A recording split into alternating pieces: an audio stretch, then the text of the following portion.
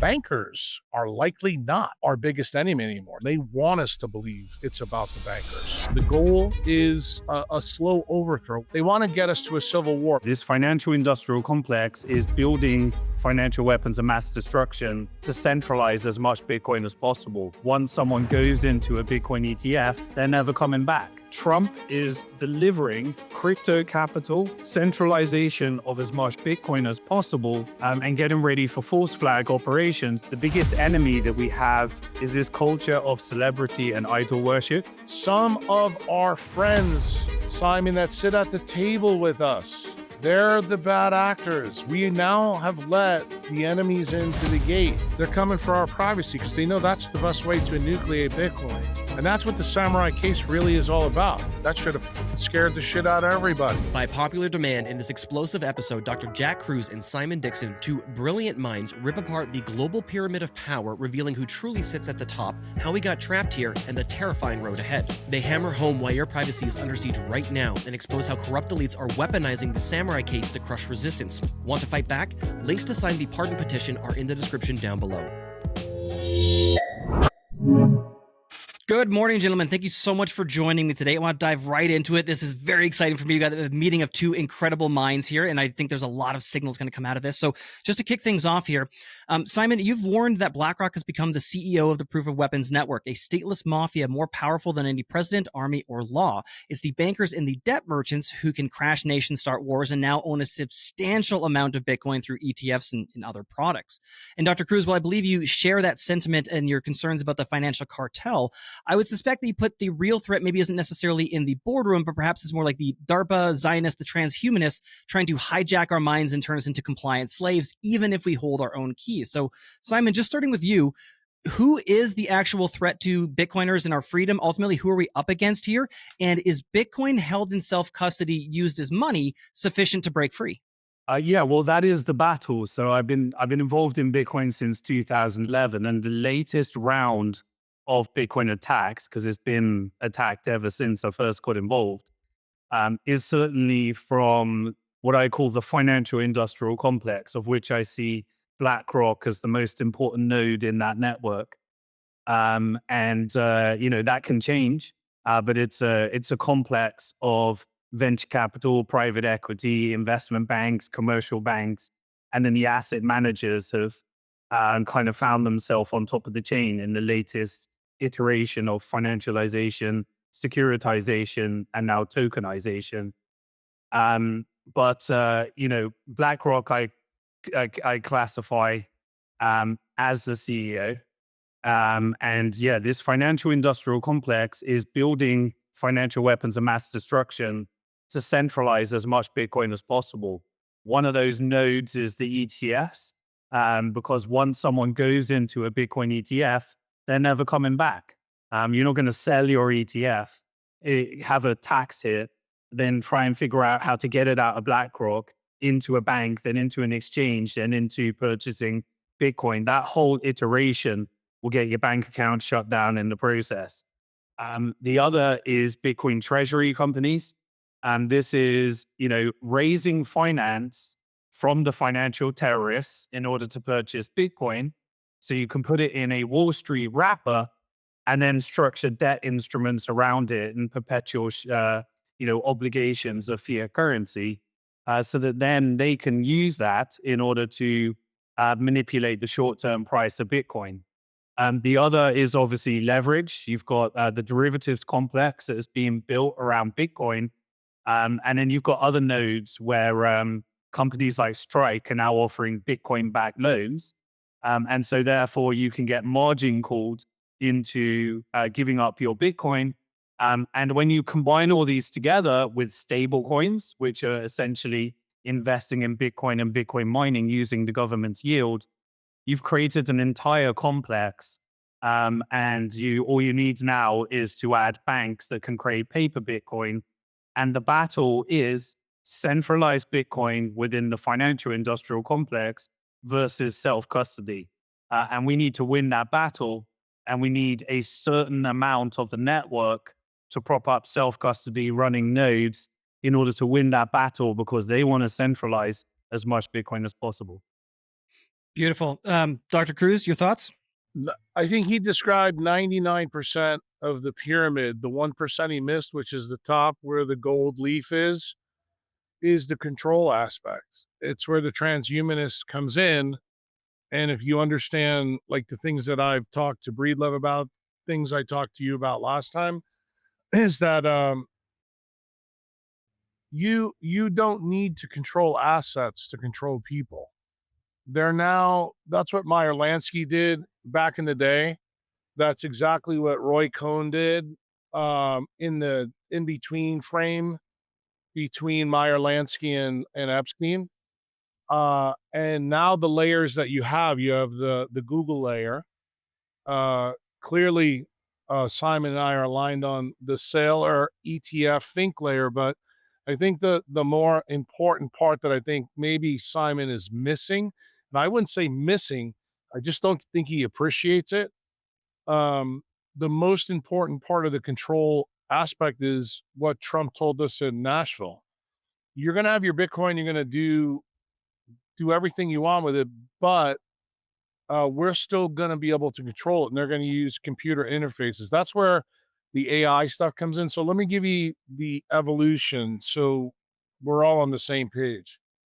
Lansky famously, like if you read anything about him as the accountant for Murder Inc., said that I don't need to control assets, I need to control people. That was probably best shown in what happened with Groves, what happened with the Rothschilds in 1969. And then I think probably the best analogy is what he did with J. Edgar Hoover. Okay.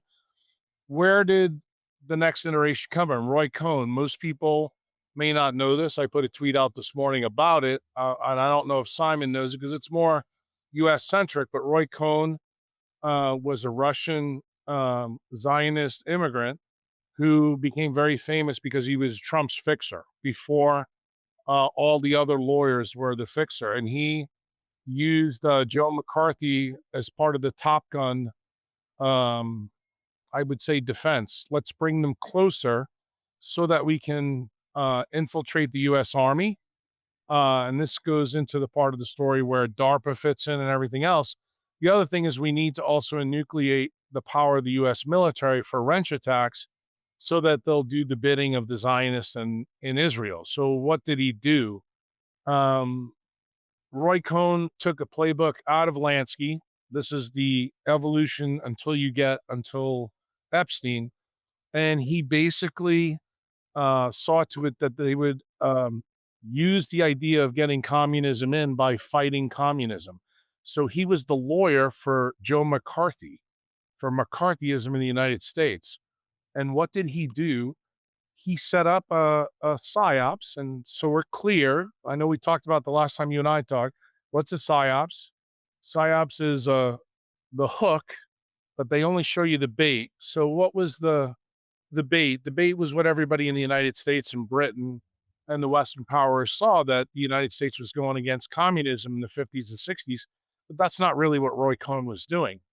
Roy Cohn was the perfect PSYOP because he helped put 2 Jewish people to death, the spies from World War II, the atomic spies, the Rosenbergs, and many Jews in New York, many Jews in the United States, many Jews in Tel Aviv thought that he was a traitor. That's exactly what the Zionists wanted people to think. And what did Roy Cohn do? He worked with McCarthy. He set McCarthy up. If you know anything about the 190 hours they were on TV together, 80 million people in the United States, just so you know, it's half of the United States in the 1950s watched this unfold. And basically, the undertone of the whole thing is Cohn was a known sexual deviant.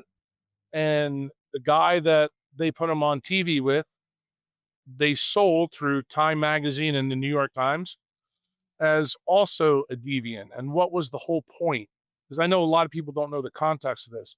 This guy, Chilled, who was a really good-looking dude that looked like a Greek god, got an appointment with the U.S. military in 1953 because he was one of McCarthy's friends.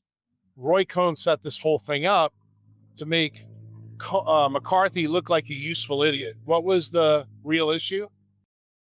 McCarthy was correct that the Bolshevik communists were infiltrating the United States at this time. But Cohn wanted to make sure that he disgraced McCarthy. And he did that because what did he do with Chill? He knew that in 1950s America, the only thing people hated more than Bolshevik communism was gay people. So he used himself as the target, and he allowed the process to unfold on TV. What do you need to know about this? What does Simon need to know about this? This is a classic Fabian maneuver, with Simon being tied to the Commonwealth. He understands what and who a Fabian is. They're trying to get incremental change. What was the change that he was trying to do? He was trying to get communism fully infiltrated all the way through. But what was the big thing? He really wanted to get the U.S. Army infiltrated with beta, females and males. And what the goal was to change that. So if you know what's happened in the United States from 1950 to current day, you'll see what happened with Trump, with General Milley, when Milley said, yeah, I'd rather protect and connect the CCP to break ranks. That, to a 1950s American was kind of crazy talk. Today, everybody's okay with it. And you have to know how that process started. And just so we're all clear, none of this happened with money, Simon. Not one damn thing. Everything happened with Bernays propaganda. Everything happened with Zionist media relations. Specifically, it was Time Magazine and the New York Times that they used to do this. And this is the most amazing part of the story, at least for me, for Bitcoiners to understand. McCarthy was destroyed by this because Cohn also controlled J. Edgar Hoover. And it turned out McCarthy didn't know that. And he gave a picture of these two guys, Chilled and Cohn together. And the lawyer for the U.S. military, specifically the Army, his name, a guy named Joe Welsh, said to Cohn on cross-examination something about the pixie. And that's when McCarthy spoke up and said, well, what's a pixie? I don't understand. And he goes, well, it's another name for a fairy. What happened right there? That was when all the politicians, right and left, realized the homosexual undertone, and they came after McCarthy. They didn't go after Cohn. And the interesting part of the issue was, if you look at all the numbers after that, everything crashed and cratered. The whole story about communism was over, completely over, which is what the Zionist goal was. And then what happens after that? Cohn takes the bullet, but when you look at history now, because, Cohn is dead now, Cohn became a fixer later for Trump, which I think everybody knows. But what do you need to know, Simon, so that you can put the top of the pyramid where it belongs? Nothing happened to Cohn. Like, McCarthyism got taken out. What was the effect of this psyops? Is to basically make the U.S. military an asset that could not take Israel out. And they were very effective doing that without seed phrases, without money. And then what happened eventually from 1953 on? We sent each Israeli citizen $10 million a day from the United States. So what does a Fabian do? They rob from one to give to another. And when you see how this happened, the point that I need to make to a guy like you is, I know what you know. I'm already way past the Bitcoin phase, and I think you need to get past it too, because I don't think you really understand that the guy who's the next iteration after Epstein, he's the most important one. That's the guys running Google. Because what did they do? They took Lansky and Cohn's idea and said, hey, can we remove the people from this and do this through search? And when I see your phone next to me, Simon, if we ever meet, you'll notice that our feeds are quite different about the same Twitter topic. I told Nathan the last time we talked, if he was there from Canada, what he would see is different. So our reality is driving our perception. And the thing is that came directly out of the same time frame. That's 1950s MK Ultra. This was all going on at the same time. So now you have these new guys. Who are the new guys that are the real bad actors? I've heard you say many times that it's Fink, Saylor, and I agree, but they're the level below. The guys on the top level, that's the Palantir cats, especially Karp, especially Peter Thiel. In fact, some of our friends, Simon, that sit at the table with us, they're the bad actors. We now have let the enemies into the gate. And the point that I tried to make to Nathan and his buddy last time is that when you let those actors in and they're able to use the things they use, they don't need your seed phrases. That's the reason why Scott Bessent famously said, we'll just take their Bitcoin, because they don't need any of that. If you don't believe me, I'll give you a perfect example.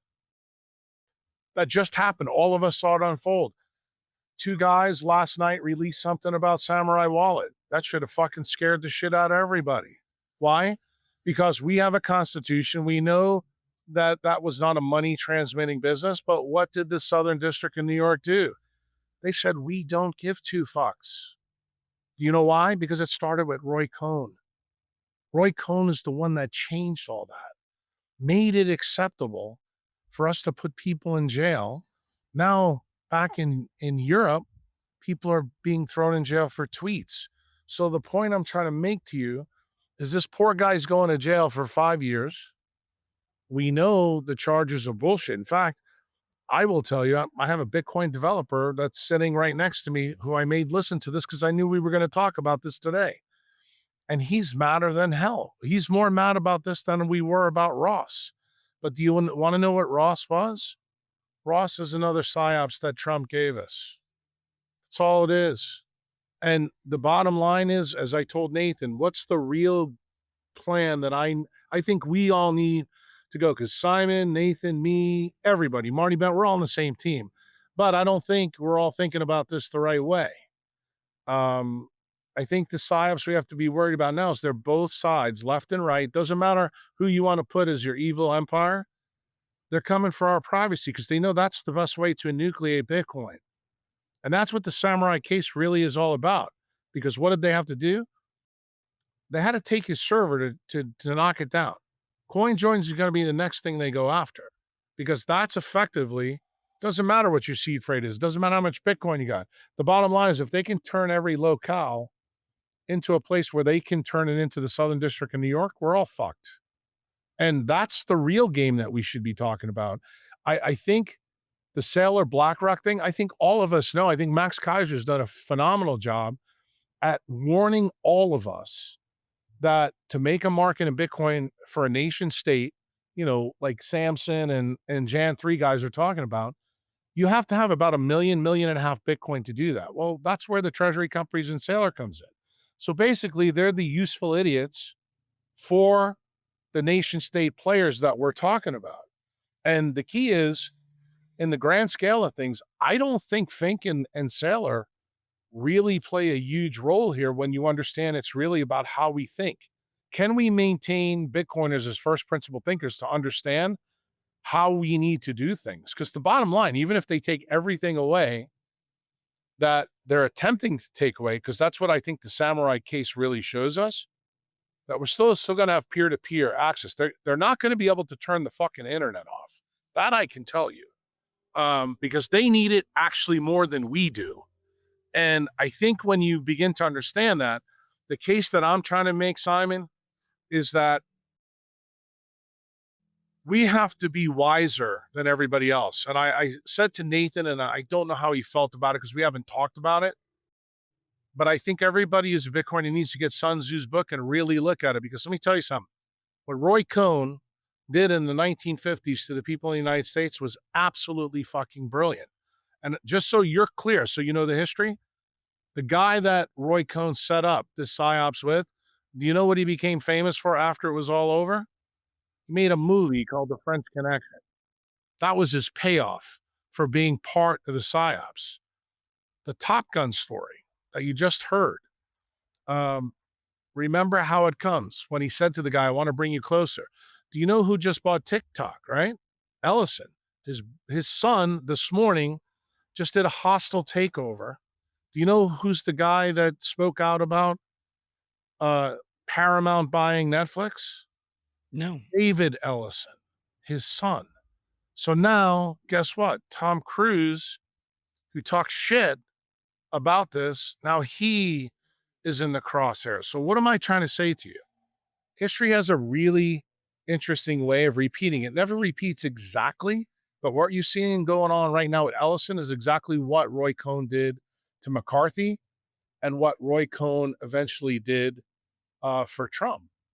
And you have to realize, if you go back, I grew up in New York City while Trump was ascending, through the Kushner Empire, the Adelson Empire, and the Silverstein Empire. Why was he given the access that he was given? Because he also is a useful idiot. And remember, he's the useful idiot that we all kissed ass. I mean, Nathan heard me say probably some things that a lot of Bitcoiners were pissed off at me about when I talked about David Bailey. Look, David Bailey's a good guy, but David Bailey got fucking fooled. And it's about time that we sit down and do podcasts like this. And sometimes we have to call out our own. You've had your own issues. You got fooled by Mashinsky. So let's all be up and up about this. You're still my brother. Nathan's still my brother. We're in this together. If we want to win, we got to understand that the people that we're fighting, they're fucking ruthless and they will stop at no end. And if you think it's just about the money, then you don't really understand what the capabilities of wireless technology, screen technology, and brain interfaces are. Then you'll understand really what Karp, really what Elon Musk, really what Neuralink, what SpaceX, and all that's about. They really believe they can control people, and it doesn't matter about the money anymore. It's no longer the Rothschilds' mindset that if you give me the money supply, I can control everybody. Technocracy now believes that they're more powerful than the money changers. So the bankers are likely not our biggest enemy anymore, Simon. But I got news for you. The reason I tell you this story and the reason I tell this to Nathan, I want you to remind yourself about Roy Cohn. They want us to believe it's about the bankers. And I'm telling you, as an old man, that I lived through many, many different psyopses. And I'll explain to you why humans are fallible for psyopses. You probably know in my day job, I'm a brain surgeon, so I know a lot about how the brain works. We're very subject to the Dunning-Kruger effect. The only way to go against the Dunning-Kruger effect is become a first principles thinker. So the case that I'm laying out to Bitcoiners, I think that the reason why I'm acerbic and why people get pissed off at me is because I lay this stuff out, but I want to lay this out so that we all understand before I shut up. I want you to think about a chef and a cook, okay? First principle thinking is a chef will go and buy all the best ingredients he possibly can. He will come up with a meal that is absolutely outstanding and unique. A cook is a person that will go to the store, follow a recipe in a book. They'll make you a meal, but there'll be nothing spectacular about it. Okay? That's how most people learn through analogy. First principle thinking goes, no, I'd rather have something that's unique. I think there's one thing that we can all agree on. What we're facing right now in the financial world is the most unique problem that the world has ever faced. So that means we need a lot of chefs and not a lot of cooks. And the only way you do that is through the first principle thinking. And the people who are first principle thinkers in Bitcoin, we need to elevate them. We don't need to put the retards on podcast and have them tell us the same bullshit over and over again. And I think that's part of the reason why I am a pain in the ass for a lot of people, but also because people understand that I do have a mastery of the history. I do have a mastery of how the technocracy has gone above the money issue. And when you understand that, then the way in which we think about the things that are unfolding, say right now with treasury companies and with Michael Saylor, takes on a totally different nuance. And I will tell everybody who listens to this, when they speak, listen to them. Alex Karp is not lying to you. Sergey Brin is not lying to you. Ellison is not lying to you. They have set up an unbelievable control grid that will completely control just about everything about us. And that includes our money and our seed phrases. And I will remind you, this is probably the last thing I'll say before I'm quiet. I want to remind you specifically, Simon, the Samourai guy's going to jail and they never got his seed phrases, but he's still going to jail. Simon. Yeah. Okay. So a lot to unpack there. Yeah. Absolutely. There is, the next wave of power is certainly coming from the technical industrial complex. And you quite rightly pointed out the key players there. I think the Samurai, I was just on a call with the Samurai guys, seeing what we can do for support. Because, they confiscated the servers with the X-pubs.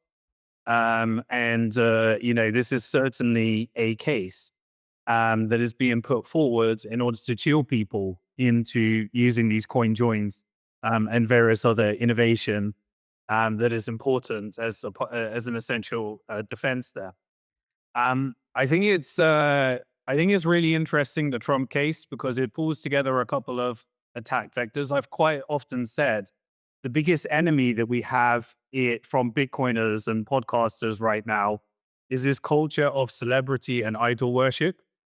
People seem to think that Michael Saylor is the Messiah, or Trump is the Messiah, or Bukele is the Messiah, or any of these people are coming along. And if you look at what Trump's done, is firstly, he created with the executive order the environment for mass confiscation of Bitcoin to build up the Bitcoin strategic reserve. And I know that because I was one of the victims alongside a bunch of other people in the Bitfinex exchange hack, which I believe was a Zionist operation in order to steal 119,000 Bitcoins. And what did we launch from that? A security token. And that was the world's first security token that was launched on top of Bitcoin. And obviously they bought from Brock Pierce Tether. And Brock Pierce, part of the Bitcoin Foundation, that then goes back into the Epstein networks when they try to infiltrate the core developers. And so we're all going, interestingly, full circle. And so what did Trump say? He said, we want all Bitcoin to be made in America. That means centralization of as much Bitcoin. We used to debate around the power of China in the ecosystem through Bitmain, Jihan, the different miners, the mining pools. Obviously, there was the operation that then put 40% of the hash power centralized into Texas. And now there's all these public companies that are emerging. There's all these different parts of the ecosystem. So now we have a problem with as many Bitcoin being made in America. What else did he do? Well, in the Genius Act, there was language and clarity around targeting coin joins and targeting unique wallets through hardware wallets to anonymize every transaction as a unique transaction.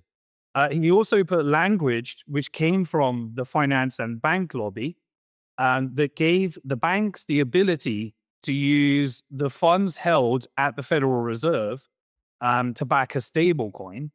And you have to have a banking license in order to pay yield on that stable coin. And then he launched his own stable coin and then started working with the Tether community, which is essentially taking the yield on the government debt to build out the largest private Bitcoin mining operation, as well as having these more centralized public miners as well. So we got that legislation, and all of that was around this Stargate project, the Larry Ellisons, and you look at the next generation of tech bros emerging. You had Steve Witkoff, who was connected to funding for urban movers for the 9/11 operation and the Mossad operation. His son is now being put in charge, of and working with Trump through World Liberty Financial. You also had, Howard Nick. His son takes over Cantor Fitzgerald. Cantor Fitzgerald is the investment bank that's building all these treasury companies, holding the bonds and the reserves for these stable coins, and encouraging people to borrow against their Bitcoin. Now, obviously, we know Howard Lutnick was the neighbor of Jeffrey Epstein, deeply connected. Cantor Fitzgerald was the company on the top of the towers. He was away that day. The Silverstein connections, all those different things of anyone that's actually looked into this. So he's also saying, let's make America, the crypto capital of the world. Crypto capital is integration into artificial intelligence, programmable money, and the social credit score that Elon is building, as well as the artificial intelligence that Peter Thiel is building. And who did he put in charge? He put David Carr. So now you've got the complete PayPal tech bros that are building this AI and crypto strategy, while simultaneously having, as you quite rightly point out, these lower level nodes in the network try and centralize as much Bitcoin. Now, why I think the Trump connection is really interesting is because of the Charles Kushner connection. And so anyone, I'm sure anyone that you said you were around in New York, well, Charles Kushner was the one that weaponized these sex blackmail operations and married into the Trump family his daughter to Jared Kushner. Now, Jared Kushner currently right now is the one behind Affinity Partners, which is the fund which is funded by the Gulf countries, the $2 billion fund at the moment, which is launching, and Affinity Partners is the one that is facilitating much of this investment in order to put the Middle East into the next wave, because they're looking at building out data centers within the Middle East as well. And so if you look at some of the sovereign wealth funds, like the Abu Dhabi Sovereign Wealth Fund, the UAE Sovereign Wealth Fund, David Bailey invited me to speak at Bitcoin Mena right now, which I politely declined and sent them a video instead, because we're seeing as well a lot of these pardon operations. You talked about Ross Albright, absolutely a honeypot operation, but also what we're seeing with the World Liberty Financial and Binance as well. So Binance, if you look at it, it was alleged that it was doing money laundering for Hamas. They had suddenly came up with these Signal screenshots. Binance was taken out, and what was part of the Department of Justice settlement, they have to install a compliance division. This gave of the US government. This gave them access to 280 million Bitcoin users. What was the first thing that they did with that? Sorry, crypto users. What was the first thing they did with that? Well, they actually started to shut down the accounts of Palestinians, Lebanese, Turkish, all around, and they put together a request where Mossad and the Israeli government managed to get all of the accounts shut down and freeze all of those monies, while simultaneously running a starvation campaign and a genocide. What technology was used for that genocide? Well, it was Palantir that did genocide as a service in Gaza, occupation as a service in the West Bank, drone integration in Ukraine, crowd control in Saudi Arabia for the annual Hajj pilgrimage, integration into the UK government for the pre-crime agenda, and also using scraping social media data in order to arrest people based upon what they think they're going to do based upon their social media profiles, open border, closed border operations within the European Union. And you can take your pick and go further and further. So this whole psyop of open borders in order to radicalize the Americans into pushing forward these ICE surveillance state at the moment. And what did they do? They integrated it with the private prison section in El Salvador, which is also a Palantir operation as well. So you've got Palantir that is managing the open border, closed borders in America. You've got the surveillance state, you've got the digital IDs, you've got the pre-crime agendas, you've got Doge, which was essentially Elon Musk pretending he could pay off the national debt when obviously you can't. because the dollar's a Ponzi scheme. And what did he do? Integrated that data of all the American government data into some of these social credit scores and artificial intelligence networks. So you can see that Trump is delivering crypto capital, centralization of as much Bitcoin as possible, and getting ready for false flag operations in order to radicalize people into opting into this covert stablecoin central bank digital currency in America, as well as what's happening in Europe, where the digital euro is essentially becoming a CBDC. So I absolutely agree that this technology is being built together. And what I find interesting with the Jared Kushner, Charles Kushner, is the operation that happened throughout Bitcoin's history in order to try and infiltrate the core developers through some of these blackmail operations. And I know firsthand, because I was around seeing some of the people and the different types of compromises that was happening there. So I'll pause there and we can go through some of the Epstein operations and these connections. Attention all freedom-loving Alberta Bitcoiners. Tired of the big six banks freezing funds, blocking transactions, or slamming your account shut without warning or explanation just for dipping into Bitcoin? Remember the Freedom Convoy debanking nightmare? The federal government has invoked the Emergencies Act. But don't let them control your money or erase your financial life. Join the pioneers over at Bow Valley Credit Union, a place run by freedom and sound money advocates. I bank there myself. They are the first and only traditional bank or credit union in Canada to directly integrate Bitcoin via their Bitcoin gateway. If you have to use dollars, why settle for a fiat-only account when you could seamlessly move in and out of Bitcoin? No hassle, no questions, no rehypothecation, no leverage. This isn't paper Bitcoin. Withdraw to self-custody at any time. Insured and auditable, it's perfect for adding Bitcoin to your corporate balance sheet. If you or your business is in Alberta, switch to your Bitcoin refuge at bowvalleycu.com. Scan the QR code or click the link below. Abundant Mines is an Oregon-based husband and wife-owned Bitcoin mining company making Bitcoin mining accessible to investors of all ages and experience levels. Their fully managed white glove service allows you to own all of your own equipment and earn steady Bitcoin-denominated income without lifting a finger. Whether you're starting with 10,000 or 10 million, Abundant Mines is your one-stop shop. No overseas call center, no surprise upcharges. With one-on-one onboarding, consulting, and help navigating both Bitcoin and the Bitcoin mining space at every turn, you can rest easy while Bitcoin flows to you 24/7. Learn more at abundantminds.com. Stuck on your Bitcoin setup?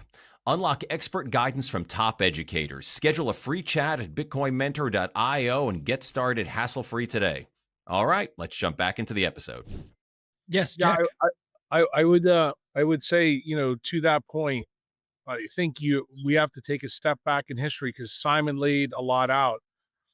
What happened with the Genius Act? If I cut through the chase, the way I see it, this is exactly what happened when the first charter bank, the Bank of England, was made, in the Netherlands. What was the goal there? Everybody knew that they were going to drive debt up and they were just going to pay, people a yield for perpetuity as an annuity.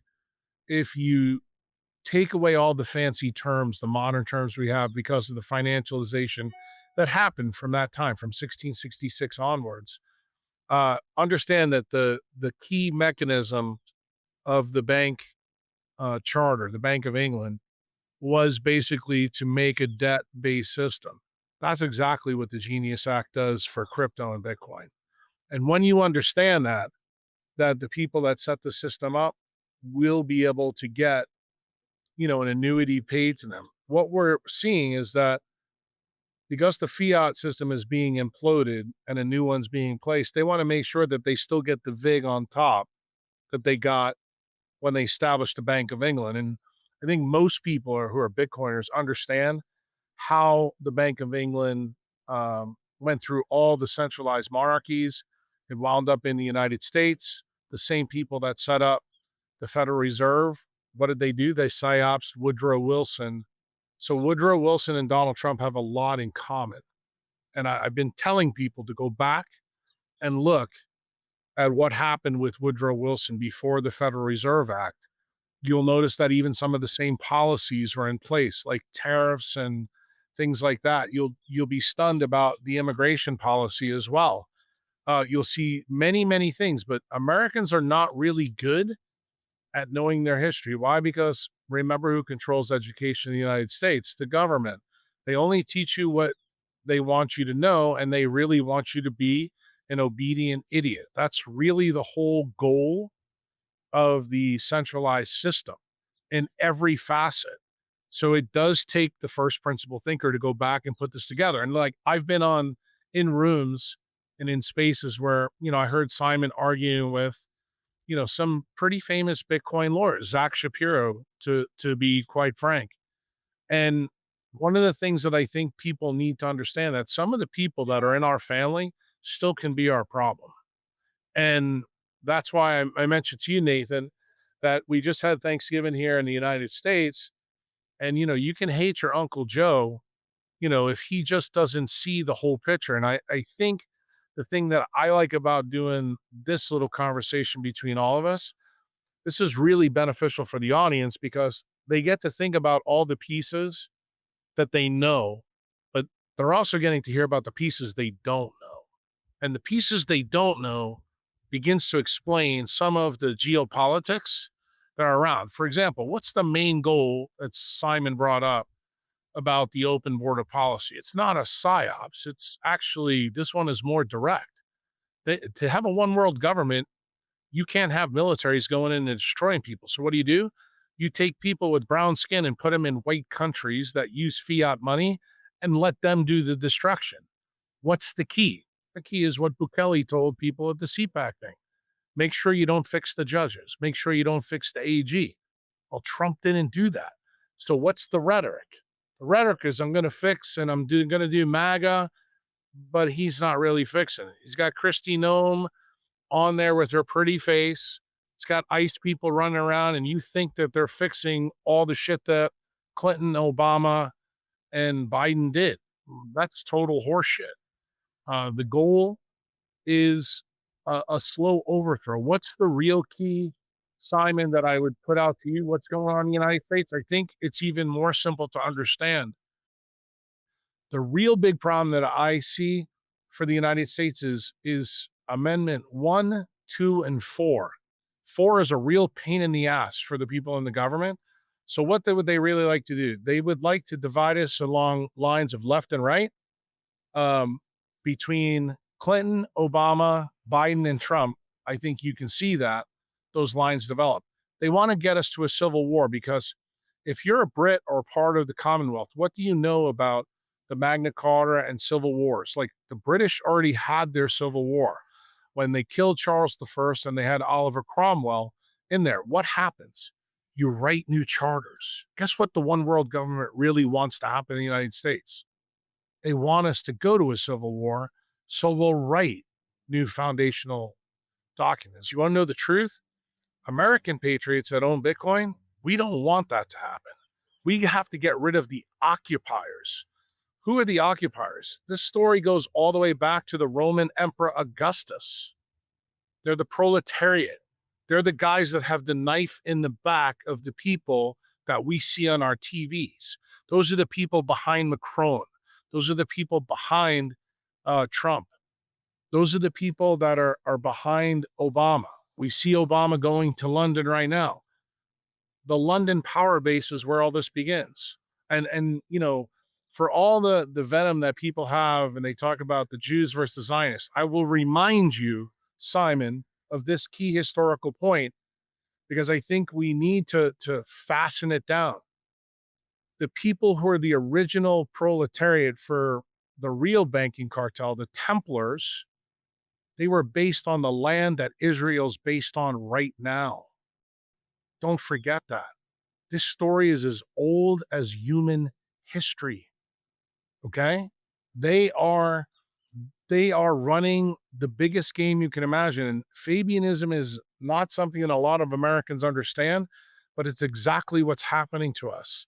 It started really with the Federal Reserve Act. And that, from that time forward, the real goal of the Fabians that were locked inside the United States was to import more communists, more Fabians into the government. They are now everywhere. They're in all three branches. But you know what the real message for Americans is? The real message, how do we take the transhumanist agenda apart? Realize that our system here of governance is good.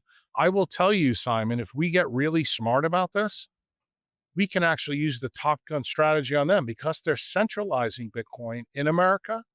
When America stands up to the occupiers, guess what happens? They're the ones that get Top Gunned. So the case that I made to Nathan the last time I was here, this may sound dire to a lot of Bitcoiners. I actually think it's pretty good. And the reason why I'm pretty optimistic is because we are going to be a powerful force in the future. Your children, Nathan's children, my children. What we have to do a better job at, Simon, instead of arguing with Zach or arguing with American Hodl or arguing with British or arguing with Ben or whoever, we need to listen to each other carefully using first principle thinking. And then we need to come up with a coordinated plan. Why? Because now we're the farmers in the United States with pitchforks. We know how good they are, but they don't know how good we are. And I think when you understand the game that's being played, it doesn't emulate what's happened in the past, but it sure rhymes. And I see a lot of the same parts there. The control vectors that they have aren't as good as you think. And there's ways to take them apart. There's ways for you to become a better first principle thinker with your own brain, because the difference between Alex Karp and Palantir's system is that its neural network is not like mine and yours. This one is the most amazing one. Why? Because it learns from new information. Their system only learns from the shit they've put into it. And therein lies a big weakness. And that's not the weakness that most Bitcoiners are focused on. They're focused on number go up and going to these conferences where basically they're putting Karp and Palantir's targets right on our faces. We can't keep playing into their scheme anymore. And I think when people understand this, you'll begin to understand what happens. We just had, two big Bitcoiners, killed in Europe who were from Russia. Why? Because they weren't supposed to be there. I told Nathan the last time, just like my developer friend that's here, about the story of the Chinese hackers with ETH. Remember when all that crazy thing showed up? I talked about it on another podcast and people thought I was crazy, that they were able to use a computer interface for this guy to spend 1.65 million ETH over time and then even put crazy messages in the blockchain about this. Why did I bring that up to you? Simon, I'm bringing it up to you because that's exactly what the future is going to be. They're going to let you keep your ETH and your Bitcoin. What they're doing now is compliance tests to make sure that they can use technology to make sure that you still do what they want you to do. That's the point. That's the real point here. You're not playing by rules that we think. The Rothschild and Rockefeller rules, dude, they're very dated. And they know that. They were told that by Meyer Lansky in 1969. They now have all opted to go all in on the technocracy space. So what do we have to do as orange people? We have to understand the limitations of what they've decided to YOLO in on. And I can tell you that there's ways around this. And we need to organize and we need to do podcasts talking about stuff like this. Simon, I want to get your response to all that, but I also want to throw in there too. We mentioned a few times like corruption and manipulation and the occupiers as well too. I just want to ask, is there anybody from the Proof of Weapons network? Is there anybody that's currently an occupier that is in the Bitcoin space that isn't actually all that known? Or do we have a fox in the hen house anywhere basically? And then your response to Uncle Jack as well. Well, from my side, anybody that's promoting, look, we got lots and lots of useful idiots because I don't think there's people that are able to put this stuff together. But at the same time, we've got people that are genuinely being pushed into, taking their Bitcoin, put them in these Bitcoin treasury structures. We've got, look, anyone that comes from a cypherpunk movement like Adam Back that was mentioned in the white paper, that is promoting stable coins, Bitcoin treasury companies, and all sorts of shit in the code. Like, you got to ask yourself what happened to that person. And again, like, people go down this celebrity worship route of thinking I'm attacking this person that you love. That's not the point. Blackmail is blackmail. Like, payoff is payoff. Incentives are incentives. If someone's going to wipe out your family, you're going to look after your family. That's the reality of this. So Bitcoin was built on a don't trust, verify. And so really the canary in the coal mine is all these people that are looking to others and just going down this celebrity worship culture, and not realizing that they're being incentivized, into these centralizing forces. I think that the whole, the competing implementations and the knots versus core debate is an important debate that people should be engaging with. We need enough people holding Bitcoin in self-custody and enough people running these nodes, because there is going to be a core network of people that are going to have to fight against these attack vectors.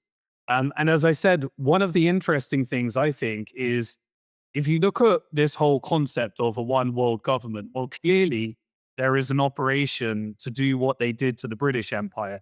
The Bank of England bankrupted the UK government, and then they switched the world order over to the Federal Reserve. And then they installed the Soviet Union after the Bolshevik Revolution. They put the Federal Reserve in America. And then they also funded, the fascist side. And then obviously we won't talk about it because this is probably going on YouTube. But what happened in World War II was significantly different to what we were told. But they had those different ideologies, funding all three. And what I think we're witnessing right now is the dismantling of the dollar, like we saw the dismantling of the pound. They're doing it on several attack vectors. Firstly, the more you can weaken the dollar, which is what Trump is. Trump's an agent of chaos.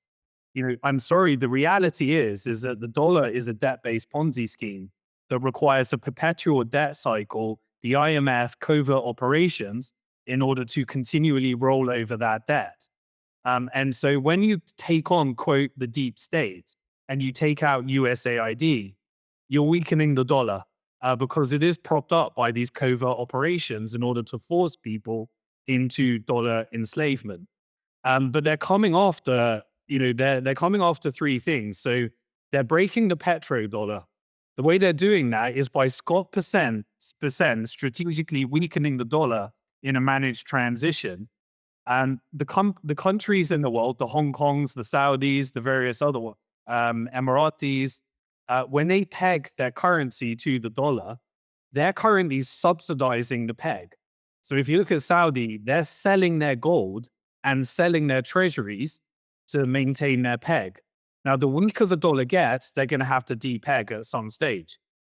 They're also, because of this shift in power, they want to plug all these AI data centers into the Middle East and harness all that energy.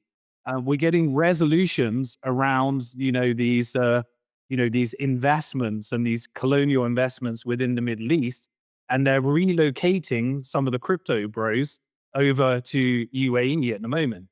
They're also breaking the Japan carry trade. So by hiking those rates, we're getting the repatriation of those dollars. They need to sell their treasuries in order to, to buy Japanese yen, and then they're getting yield on their Japanese yen. At the same time, we're saying this narrative, this false narrative via Zelensky, who's just an agent for the military-industrial complex, in order to make it look like America wants peace and Europe is pushing war at the moment. But clearly that's to break the euro dollar.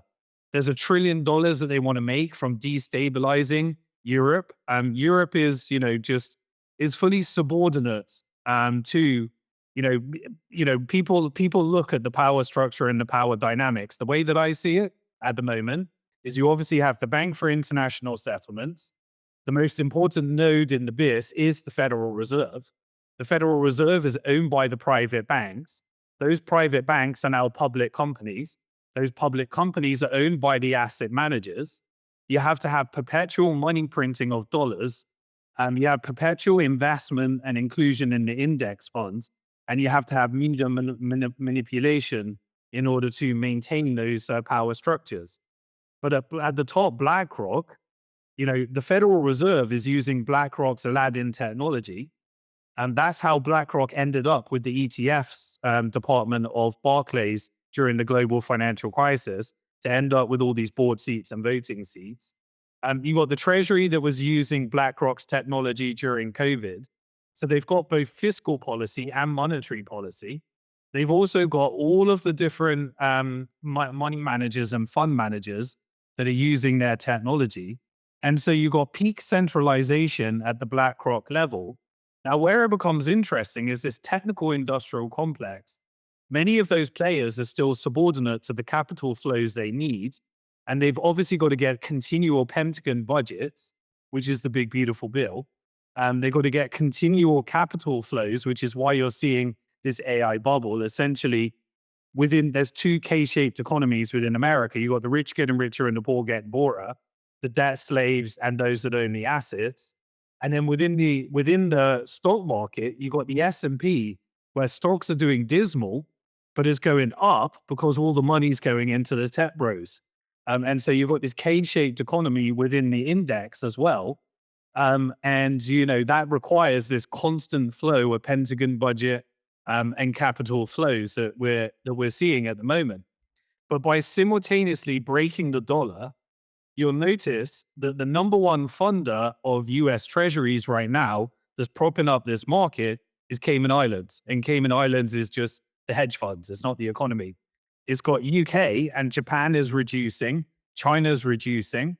Everybody's selling. Saudi's having to break the peg. And so now you just got Cayman Island and stable coins, as well as the nodes they control, like the UK.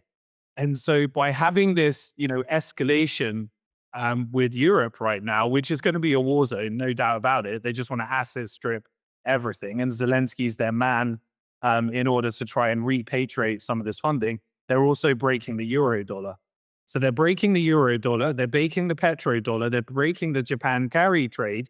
What that means is a managed weakening of the dollar, just like we saw in the Bank of England, which drives these capital outflows out, while simultaneously NVIDIA is building out all the data centers, Palantir is building out all the technology, and everybody's integrating into these stablecoin and crypto real-world asset rails, which essentially is, they also gave us freedom of speech, but not freedom of reach. What was that?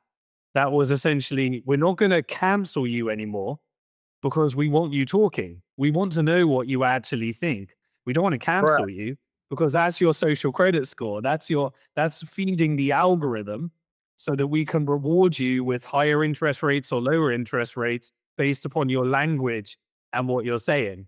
And then you've got the AI integration, and that's all coming together into this technocratic Orwellian nightmare that's being built by, manipulation of Trump through these blackmail operations and rings. I mean, you don't really need to blackmail Trump. He's in it for the money anyway. But he's married in. If you look at who funded Trump and his campaign, his number one donor was Elon Musk. His second donor was the Bank of New York Mellon family. His third donor was Mariam Adelson. And so you've got the Israel first, you've got the bank first, you've got the technical first, and the technical is kind of merging into the military industrial complex through these cybersecurity and artificial intelligence warfare. And so it is 100% managing that transition, and it's happening right in front of our eyes right now. Dr. Kruse. Yeah, no, I was just going to say that, what Simon just hit on is actually the top 1% of the pyramid that I don't think Bitcoiners are making the calculation that we actually are helping do this. We're feeding the information in to the system. We need to stop doing the talking that we're doing, and we need to start being a lot more strategic about how things happen. Why? Because when you understand your enemy, you become the enemy. And we need to start feeding in this machine that they're building bad data. And that's really important. That's where counterintelligence really matters. And when you really, truly understand this, that's when podcasts get really interesting. Okay. In other words, there's going to need to be, we have some very smart cryptographers that are not tied to the folks that we've brought up in this podcast. It's going to be very easy to reverse engineer an enigma machine to take apart these transhumanists. They're smart, but I got news for you. There is a weakness to their game plan. And you need to understand what that weakness is. And unfortunately, I think the only people that are going to be capable of doing this are going to be Bitcoiners down the road. But I have to tell you that the Bitcoiners that we listen to, be careful who packs your parachute. I think that's really my message. And I think when you understand some of the history, like, for example, I agree 100% with Simon about Adam Back. I don't think if I was a meeting organizer, I would ever invite Adam Back to another meeting, if you want to know the truth, because I think it's obvious that he's cooked. Another guy that I know is cooked is Vitalik Buterin. I happen to know things about Vitalik that probably would make your guys' head spin. Why? Because some of the people that I got involved with in COVID, where we were able to out that the SV40 promoter was in some of the jabs, you may be shocked to find out that Vitalik Buterin's money is now funding their lab. So realize that the people and the web that's here is way deeper than you think. It's still, I'm not telling you this to scare you. I'm telling you this so that we're wiser about what we do. The future, in my view, is not survival of the fittest. It's survival of the wisest. And I have to tell you right now, Bitcoin, the core of Bitcoin, is focused on survival of the fittest. And if we continue to do that, we're going to turn into a sausage grinder. And we can't do that. And I think podcasts like this are designed to give you something to think about and talk about with your family over the holidays. And, you know, I don't think Simon or myself are trying to tell you that we have it all right. What we're trying to say is that we made a diagnosis and we're throwing that diagnosis out for you guys to kick it around and do what Bitcoiners do. Proof of work, due diligence. Tell me why Simon's a retard. Tell me why Uncle Jack's a retard. Because guess what? That's how we improve this AI right here. And that's how we're going to improve Nathan's children's AI. We're going to turn them into something smarter than anything that Peter Thiel or Karp can make, or smarter than Tether's plan with Lutnick and Bassett. Like, there are ways for us to react, but we have to be smarter about how to do it. And there are still oases out in the world that have not been touched by this yet. I can promise you, there are places that you need to be careful, with, but you have to know who your enemy is. And unfortunately, I don't think Bitcoiners like to pat themselves on the back a little bit too much and say, look, we made the big move because we put our money in Bitcoin. Great, but that's not the be all end all. I think that was really the key point that I tried to make to you, Nathan, before. And it's kind of like the thing I think I needed to say to Simon, because I've heard Simon speak about many of these things before, especially to other Bitcoiners. And I think the reason that Simon's not landing his punch, especially with some of those Bitcoiners, is because that top 1% is the missing loop for the whole issue. And I think what's happened in the past with the Bank of England, with the Federal Reserve, is actually being built right now through all the laws that you saw come in through this administration. And I don't believe that Clinton, Obama, and Biden and Trump are much different. I think they're the same animal, but you get a different Twitter feed to think they're different. And I think you need to understand that the game is always about control, and it may not be about control of the money now. It may actually be about control of your behavior with the money, and that's all they really care about. It's very interesting. I want to unpack a few things. I do want to go to also Dr. Jack Kruse. I want to go to the Oasis and see about where in the world we should be setting up citadels. But before I get there, Simon, I want to get a little bit more clarity on what we're transitioning to, or what they're trying to transition to if they're breaking the dollar. If we went from kind of UK pound to then US dollar centric, where are they trying to move us to? And additionally, you mentioned the idea that we're going to see false flags. I was wondering, going forward, what kind of events or things could we see that would be evidence to support this thesis? Like if we see this pop up in a year or 6 months time, that would suggest that yes, they are continuing on this path. And the last thing I just want to tie in there, because you guys are covering so much, is like cryptography and gunpowder and even Bitcoin. Currently, my viewpoint is that AI is going to be used to control us and manipulate the way we think, the same way that our feed and our search feed does as well too. Is it possible for us to basically open source these large language models, recapture AI, and actually use it as a tool for our freedom rather than centralized enslavement? A lot of stuff there. I want to pull on this control thing because I've seen it firsthand. I was when I first got into Bitcoin, I wanted to support the ecosystem. Bitcoin was about $3 when it went up to about $300 and various other things. I started investing in all the companies because this was pre all of the venture capitalists coming along. You couldn't get VC funding. The first company I invested in was BitPay. Now I later did like Coinbase and blockchain.info and Kraken and many others, about 100 of them in total. One by one, I saw them all get compromised. And by compromised, I mean the VCs come along. You have the Silicon Valley sausage factory, and then they financialize and securitize them into something where they're now subordinate to their shareholders. And once they're subordinate to their shareholders, they have fiduciary duties in order to fulfill whatever they can profit maximize within that. So you end up going down shitcoinery, you end up going down all sorts of stuff. But originally, when you wanted to fund a Bitcoin core developer, we had Gavin Andreessen and various other ones. They had QR codes, you would fund them, but that wasn't consistent enough. So BitPay, one of the companies I invested in, decided that they'd like to put some of their budget and a percentage of their revenue into funding Bitcoin core developers. Now, that was fine. That was all good. But then as a community, we were like, well, that's kind of centralized in a company. Now, they want to lower transaction fees. We had the birth of the block size debate, during this whole thing. And so then you started to find the VCs come along. Suddenly, Peter Thiel, Founders Fund, started investing in all these companies. Then, that was around about the 2012, 2013, 2014 era. Then what happened is the Bitcoin Foundation came along and said, well, why don't we, as many companies want to get together and they contribute to a foundation, and all these different people can contribute to a foundation. And we had the Bitcoin Foundation.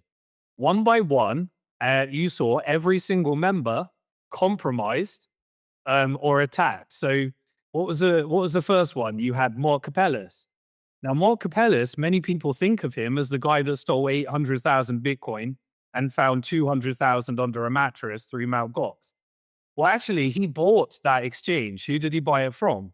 He bought it from Jeb McCaleb. Jeb McCaleb was the one that created XRP and Stellar and these other shitcoins. And when he bought it, there were 80,000 Bitcoin missing from the exchange. He actually emailed Jeb McCaleb and said, what do I do about the 80,000 Bitcoin? He said, you better buy it. And the price went up like crazy, which meant the Mt. Gox was a Ponzi scheme. And then they started building bots, Willy bots, in order to manipulate the price so you could try and recover. But these are the types of tactics. And suddenly, what happened to Mt. Gox? It was taken out. He's in prison in Japan. We had Charlie Shrem. What was Charlie Shrem doing? Well, Charlie Shrem created a company called BitInstant. And he was creating a pipeline so that you could get money into Mt. Gox further, faster. And then he would issue you credit so that you could then start trading on Mt. Gox. Charlie Shrem had to plead guilty, just like the Market Samurai guys had to plead guilty. Why? Because the Winklevoss twins, ended up getting 5,000 Bitcoin. And then when they arrested him, they made sure that his money goes, so he can't afford defense. And then you say, well, will you admit that your money went into Silk Road, the honeypot connected to Ross Ulbright? Ross Ulbright, the same guy that the Trump administration pardoned, that's making up part of the Bitcoin strategic reserves. What did they do with a bunch of those Bitcoins? They sold it to the Silicon Valley VCs, the Tim Drapers, the Peter Thiels. These are some of the early Bitcoin wallet addresses that you're seeing moved right now as they engage in some of these market manipulation activities. So you had Charlie Shrem taken out. You had Mark Capellas taken out. Who else was around? You had Gavin Andresen. What did Gavin Andresen do? Well, a guy called John Matonis, who was the chairman of the Bitcoin Foundation, he told us, hey, I've got this surprise. I know who Satoshi Nakamoto is. And he went and publicly brought Dr. Craig Wright and told us that Dr. Craig Wright was Satoshi Nakamoto. And who said and who verified that it was Satoshi Nakamoto? Gavin Andresen.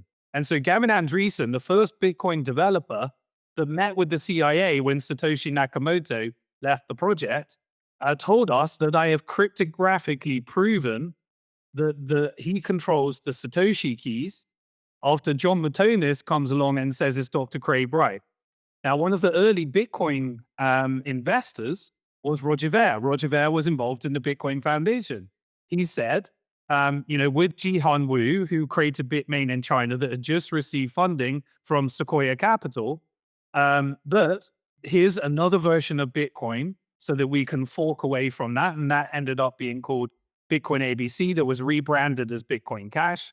And who came along and said it was Satoshi Nakamoto, it was Roger Ver, it was Gavin Andresen. And so you had all of these attack vectors. Now, what happened at the end in order to completely dissolve the Bitcoin Foundation? Well, it was Brock Pierce. And so where did Brock Pierce come from? If you look up Brock Pierce, you'll see all sorts of connections. He was in the Hollywood industry. He was a child actor. We know what Hollywood is. We know the connections, how you make it in Hollywood. And then suddenly he had a Silicon Valley startup that looked like, in the dot-com boom and bust, like the Wolf of Wall Street in terms of exotic parties and allegations of underage women that said there was sexual abuse. That was settled in those accusations. Now, recently, in the Jeffrey Epstein email leaks, who was the only person that met with Jeffrey Epstein? It was Brock Pierce. And what happened after the Bitcoin Foundation dissolved? Well, they had to find a new funder. Who was the new funder? It was MIT. MIT had a division called DCI. MIT was funded by Jeffrey Epstein, and we had a bunch of Bitcoin core developers that started moving and engaging in the next phase of the debate that led to the hard forks and the various other infiltrations of trying to take down Bitcoin through Bitcoin Cash, and then you have Bitcoin SV, and you had all these things. Now, Adam Back also created Blockstream at the time. And what I'm saying is, think about how these different operations work. You fund both sides of a war. This is the classic story, right? Communism, capitalism, fascism, you fund it all. And you create, like Operation Gladio, if you've read Paul Williams' book, strategic tension and strategic in order to create these civil wars. And so all this to say, I lived through all of that. I sat down. I was at a conference. David Bailey, who I met with in China for the first time, he asked me to, we went to a conference and meet Brock Pierce, and Brock Pierce sat down with me for 4 hours and tried to persuade me that Satoshi Nakamoto was Dr. Craig Wright. So all I'm saying is, all of this to say is, it's all about control. And that's what it was saying here. So you can't trust, we don't trust verify. And what is this? This is why we got to look at the node infrastructure, the development ecosystem, where is mining, who's mining, where are the Bitcoins being centralized? Fortunately, you talked about Vitalik. Vitalik was a PSYOP in order to try and fork this off into proof of stake, because once you control the stakes, you control the network. That's why BlackRock is approving the Bitcoin ETF and applying for staking.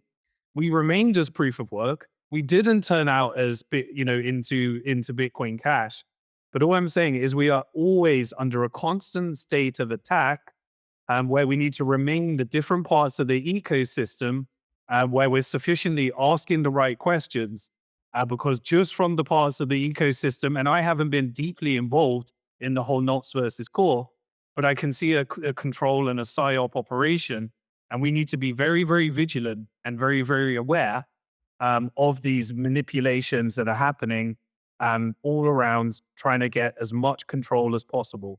So I end with a bit of your question. You were talking about where we go next.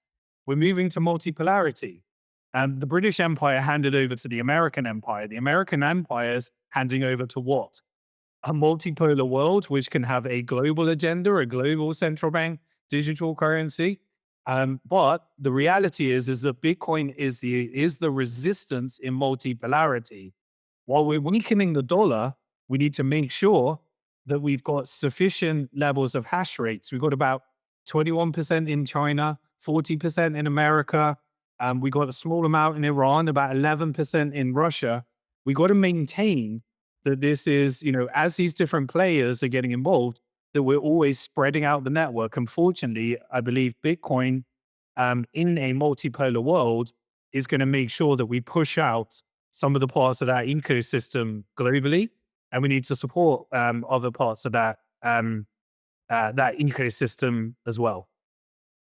Dr. Kruse, I want to get your response, but I just want to add quickly too, your point about civil war in the US in order to undermine the Constitution, wouldn't it also make sense then to try and fabricate a civil war in Bitcoin to try and undermine it?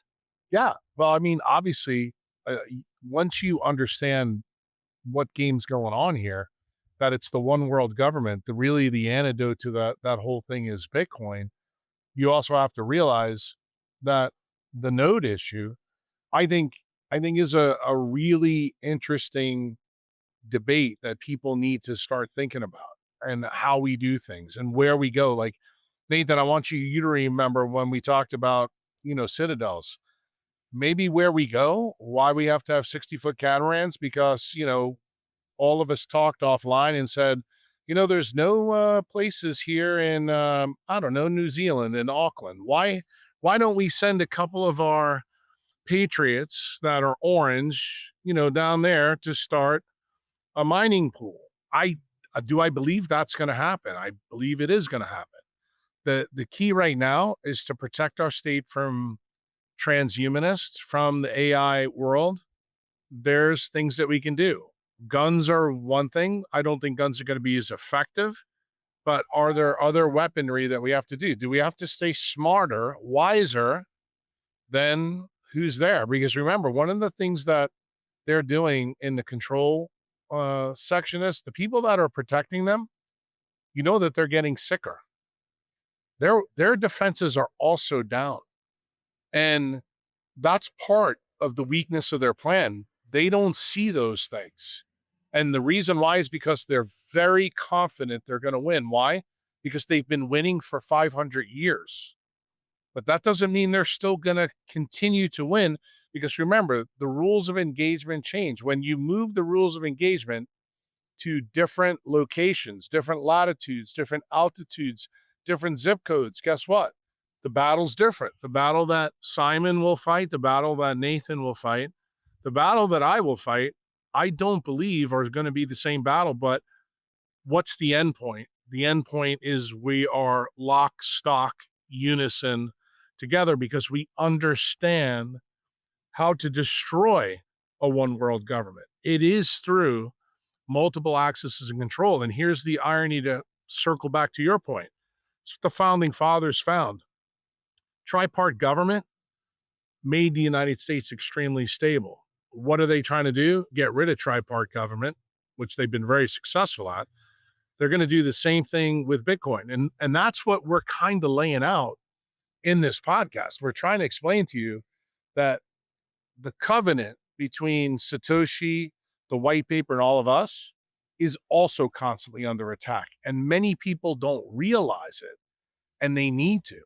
There's so many people, at least in my country, in the United States, who are oblivious to this. I mean, I've seen Simon fight with them in rooms, and, I wanted to get on Twitter Space and say, look, stop arguing with them, because a lawyer from New York City is never going to get it, Simon. you're wasting your breath. The thing is he going to influence other people in our community? Yeah. But what does that mean? That means Nathan, yeah, I'm just going to say Nathan's got the job to parse out, the people on the podcast to say, look, he's the Bitcoin mentor. Do we really want to listen to this guy packing our parachute, that's, storing his coins all on Coinbase? Does that make sense to us?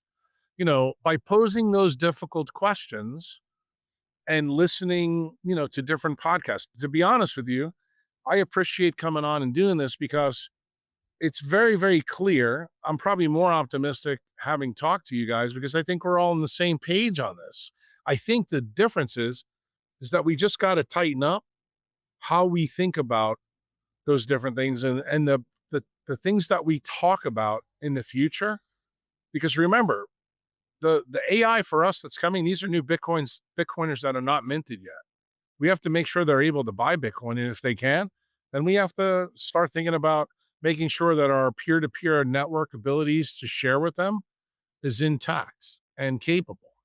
I think the way we need to think about our nation state needs to be codified as well. If you want to know the truth, I think if we all get together and do meetings, or we do it like this, we have a roundtable and get people's best ideas. We do it like the Continental Congress did.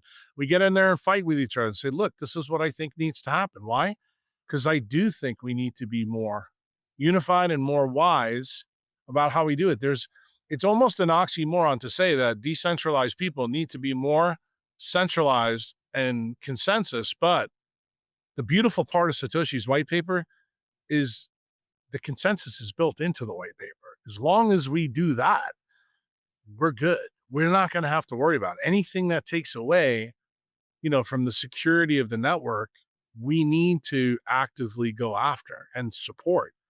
And that's, part of the reason I say this, Nathan, is you remember last time I was on, I made a couple of controversial points about, I can like people like, Peter McCormick that took the jab. Why? He's still Team Orange, but I need Peter and his ilk, his progeny, to realize there's a battle that we're all going to fight down the road. And right now, what we're talking about, I feel like in America, this is like we're in 1760, before King George really, slammed the shit down. And, Ben Franklin and Thomas Jefferson are with the French talking to them about what the Age of Enlightenment really was, because they had to get that idea, the greatest idea the United States has ever given the world, as far as I'm concerned, is that our inalienable rights come from God, not from fucking government, not from anybody else. And, I feel the same way about Bitcoin, to be quite frank with you. Yeah, the fact that we're having all these attack vectors is a positive thing. If we weren't important, we wouldn't have all these attacks. And the fact that we're an anti-fragile network is an important thing. Now, one of the things that I think, even Peter McCormack is a classic example. He still thinks that there's a political solution and that the government are in charge. Like, we're telling you who's in charge. You've got the tech bros, you've got the finance bros, you've got the military bros. This is the top of the structure. All our governments are owned by them. Like, you talk about this tri-government, you've so got... it's podcast, Simon. Just remember that. So it's a podcast. I mean, let's be frank with it, because, when we say this, people in the audience are going to be, you have to realize part of the reason why I said I wouldn't go on Tucker Carlson and why I wouldn't go on Rogan. Palantir owns Rogan. Anybody who's looked into it knows it. So why would a Bitcoiner really want to go on Rogan's show? I'd much rather come to Nathan's show, because I think, BTC Sessions is not a douchebag. My only complaint is that I don't think he engages enough. He's too Canadian. I want him to fight more like the hockey players do. And, that's part of the reason I like you, because I like when you go after other Bitcoiners, because you know what? Nathan said this on the last podcast, steel sharpens steel. And I think that's kind of the message that I really want to get out, that I could still talk shit about you, but it doesn't mean I don't like you. I mean, I still respect your opinion. I look at what we're going through right now just like I look at an M&M conference. You're trying to make me a better neurosurgeon by pointing out maybe what I'm missing. And that's a good thing. It's not a bad thing. Yeah. And just on that, I want to close the loop on the Zach Shapiro thing. Zach Shapiro is part of the Bitcoin Policy Institute. The Bitcoin Policy Institute, he's a Zionist for a start, by ideology. I called him out on that publicly. And secondly, if you look at his team in the Bitcoin Policy Institute, it is around, you got ex-CIA people in the team, in plain sight.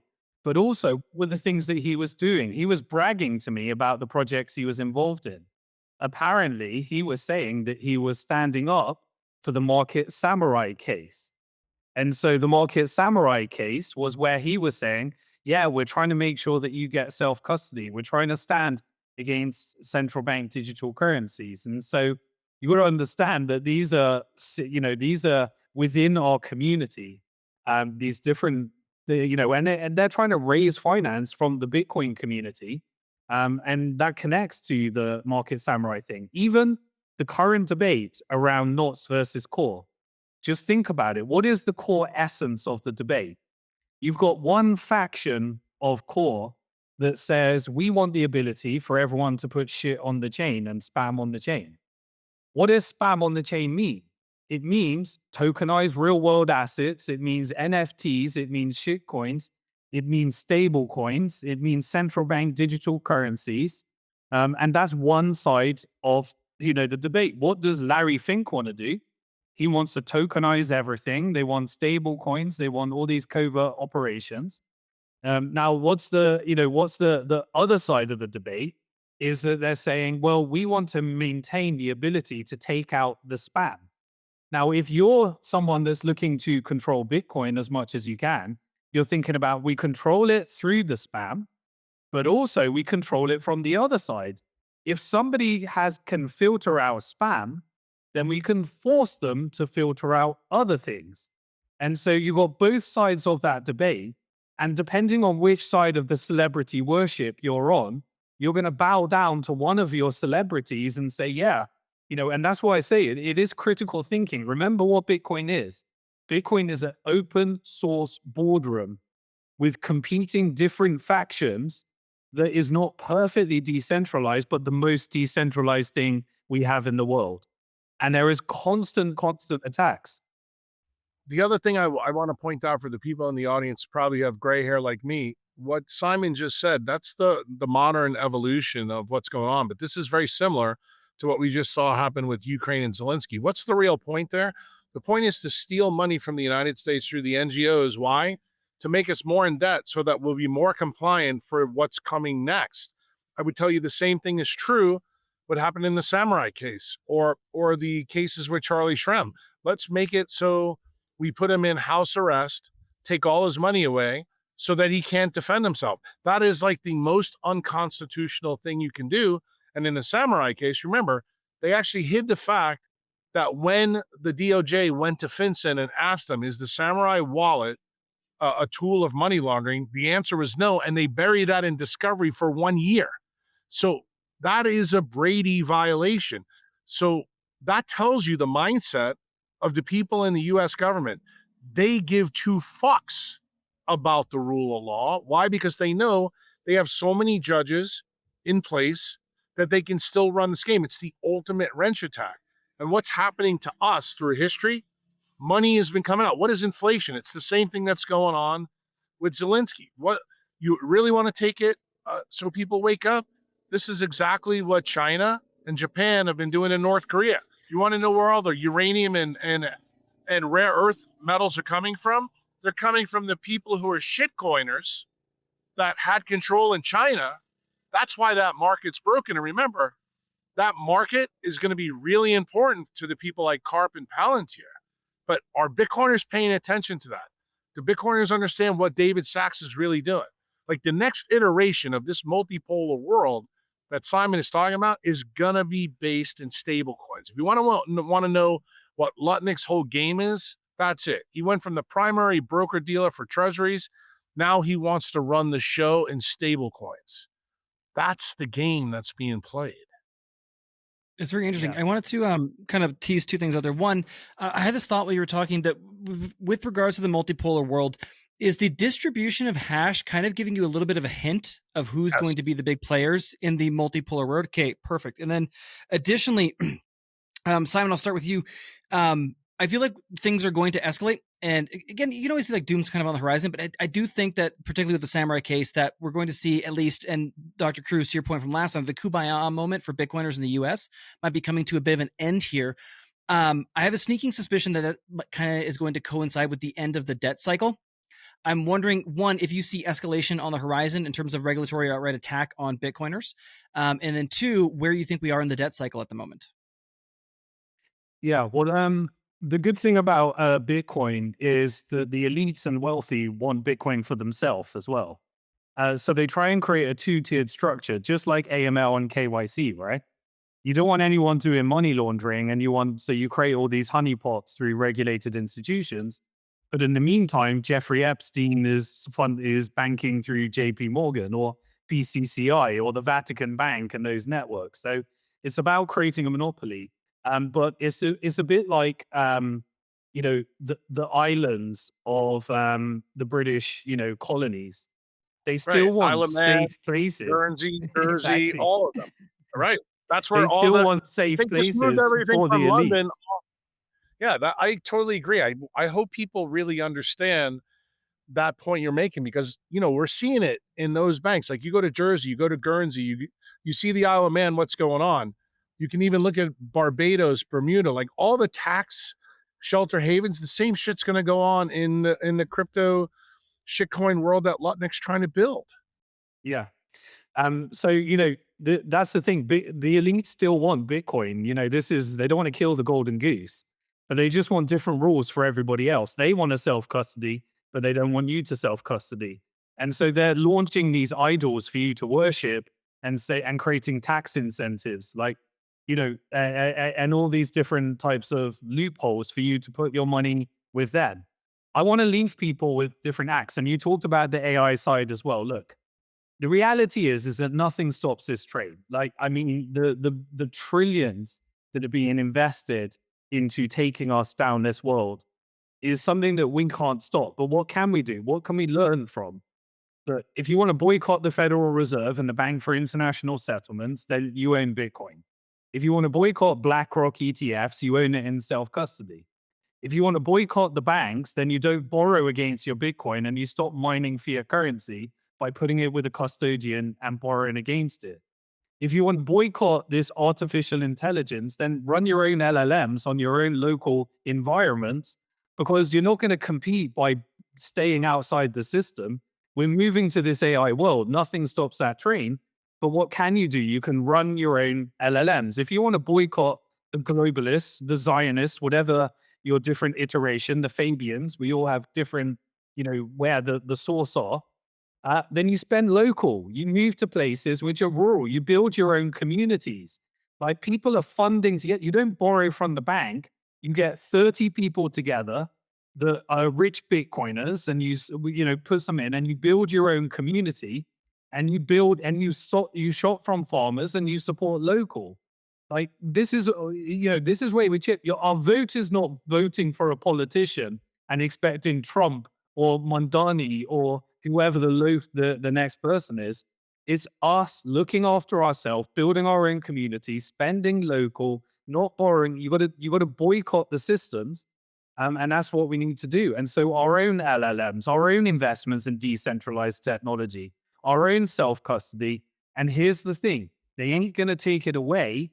They're only going to allow the elites to have it. So you got to stack your Bitcoin and become one of those elites, because there's only ever going to be 21 million, and you become one of those elites, and then that's how we influence the system. And that's the resistance that we need to understand. And we need to look at every attack vector that's happening in Bitcoin and understand that these idol worship, we don't worship the idols. We don't trust, we verify, we fight it out. It's an open source boardroom. You can accuse everything you want. If you want to create a conspiracy theory about Simon Dixon, you can look at all the different companies I invested in. You can look at all the shit things that I did. I invested in Celsius. That was a Zionist operation. But I'm open source, sharing my experience. and you don't trust me, you recognize that I could be compromised, because we all can be. And we make sure that we get the best outcome by making sure that all these different parts of the ecosystem are as decentralized. There is never going to be anything more decentralized than what we have here. So just because we're pointing out the attack vectors, we're pointing these out because I'm not going to do what Michael Saylor does. I'm not going to say we got the perfect Bitcoin and everyone should custody it and everyone should borrow against it and you should buy my stock and we should borrow as much fiat currency so that JP Morgan has complete leverage over me. I'm not going to say that.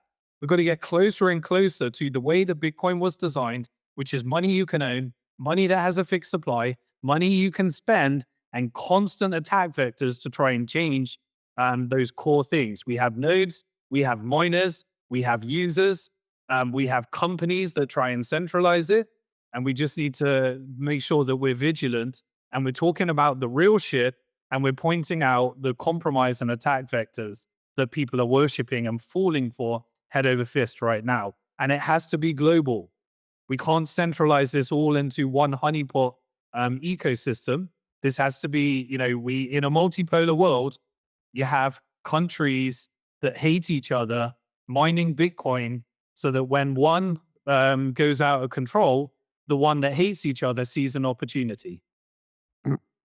Amazing. Dr. Kruse, anything you want to add to that list?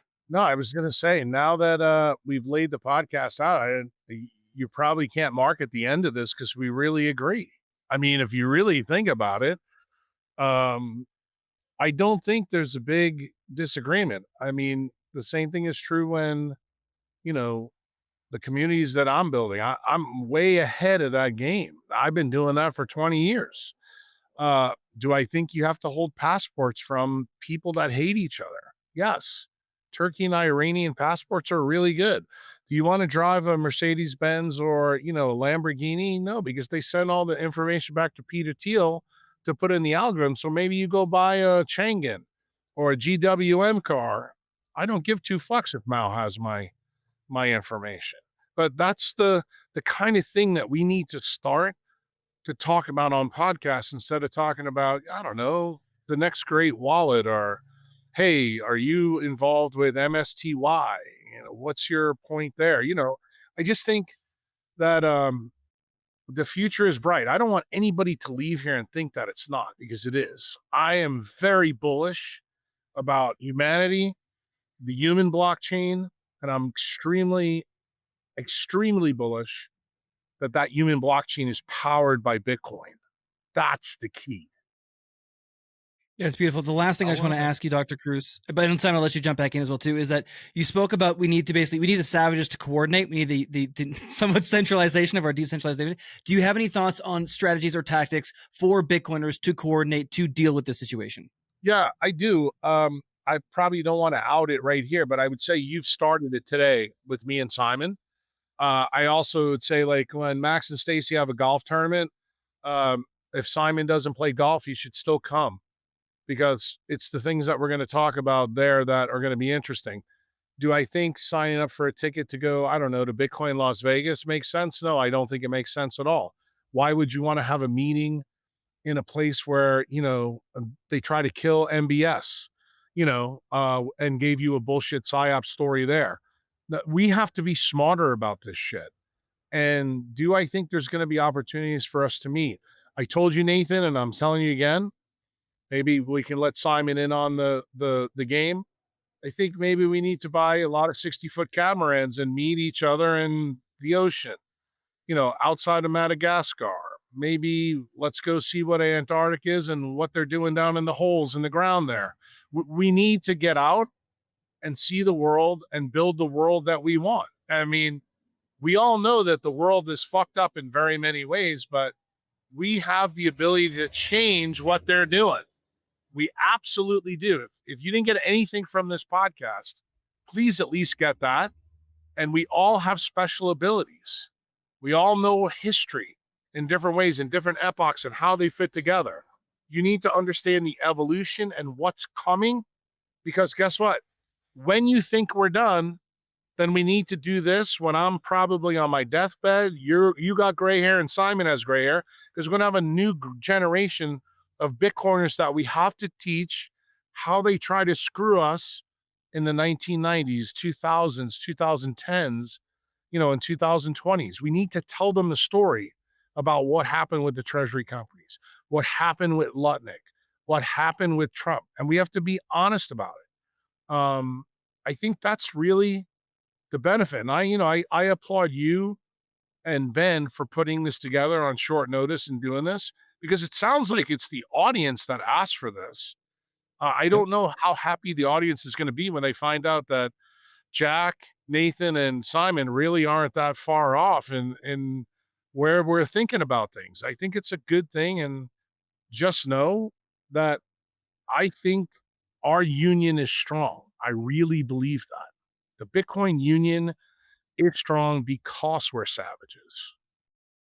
Agreed. Simon? Yeah, I want to add to that as well. Look, the very fact that people were excited about us doing a Jerry Springer show and you getting some entertainment is a problem in itself.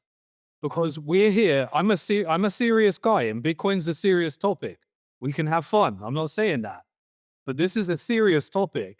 We're talking about something that is probably the last hope that we have in terms of a technology that can resist against this. So you got to understand, you just got to be smarter. Now, we have an open source boardroom where we call everything out. But if you find yourself tuning in for entertainment for a Jerry Springer show, then you're not utilizing your time correctly. Because you are in an algorithm and they're going to scroll you and they're going to make you hate people. They're going to hate Muslims. They're going to make you hate the Democrats, the crazy radical lefts, the Republicans, the women. They're doing things. Your algorithm is trying to make you dumb, stupid, hateful, have your mind where you're eating all the wrong shit, injecting yourself with vaccines, like doing all the shit that's going to make you weak. They want you, they want you a vegetable, essentially. Why? They don't want you having children. They're flooding us. The Zionists are flooding us with a live, real-time genocide while they're blowing up children in real time, backed up by a network that is trafficking our children through pedophilia rings. So what I'm saying is, if we have one thing on this earth that we are meant to do, and I don't know your spiritual belief, because I do believe there is a greater plan, and evil has an elastic band. When it gets too damn evil, it flicks right back. But if we have one thing that we're meant to be doing, we're meant to have our children, we're meant to look after our children, we're meant to be looking after our body, we're meant to be staying mentally strong, and everything they need for you to win is weak, with no children, and that you're having sex with some kind of bot that Elon Musk is creating, addicted to pornography, while you're injected with a vaccine, eating some kind of weird type of food that's giving you cancer so that they can fix their pension crisis. So just so you know, I didn't pay Simon to say any of that. Okay? Simon, that's been my message for 20 years. You basically described MK Ultra, the Brain Health Initiative, and the Stanford Research Institute. That whole program is the reason why Peter Thiel and the transhumanists are in power. And all the algorithms, that's the reason why Google was built. All of this is part of that story. And I can't disagree with anything you said. I just thought it was funny hearing it come out of you, because it usually comes out of me. That's absolutely beautiful. I love it. So stack sats, see the sun. You need 7 daughters and 7 sons. That's exactly the mission that we got to go on. We're going to jump on some boats and maybe have some conversations in the future. Gentlemen, this has been fantastic. I would really love to do it again, maybe like next year in a couple months or something, particularly if there's any big events that we can give an update on kind of where the existing system is currently pushing us and what people in Bitcoiners need to be on the lookout for. So with that, Simon, please tell me everywhere everybody can go check out your stuff. Yeah, I go live once a week as a discipline, and I cover This Week in Tech and Bitcoin, This Week in Macro, and This Week in Geopolitics. And I try to follow the trail and connect it all together. I publish that on YouTube, so you can subscribe to my YouTube channel, Simon Dixon. And I also have a bunch of backups in case all those networks get taken down. But I put everything on simondixon.com. And I'm regularly on X. And, if I get taken off of any of these different channels and networks, then I've got a whole decentralized system for publishing.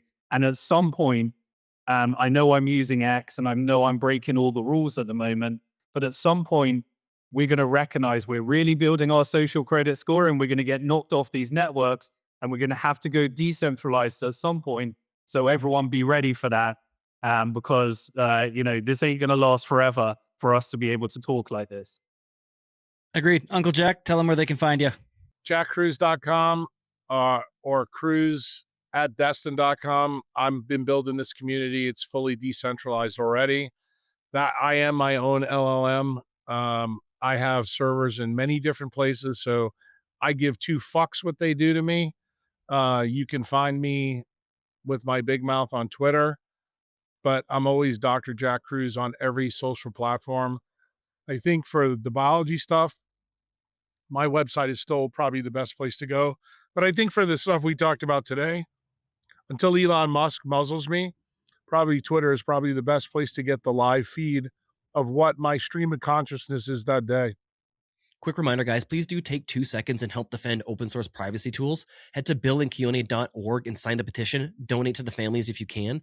They've also been barred from accepting Bitcoin, but obviously we're not. So we've set up a BTC Sessions Bitcoin donation page. All funds received will be converted to fiat and sent directly to the Give, Send, Go. Hey, you. Yes, you watching the Bitcoin price movements and the latest exciting news. It's awesome to stay informed, but the real power of Bitcoin comes from taking control. Don't just watch, take action.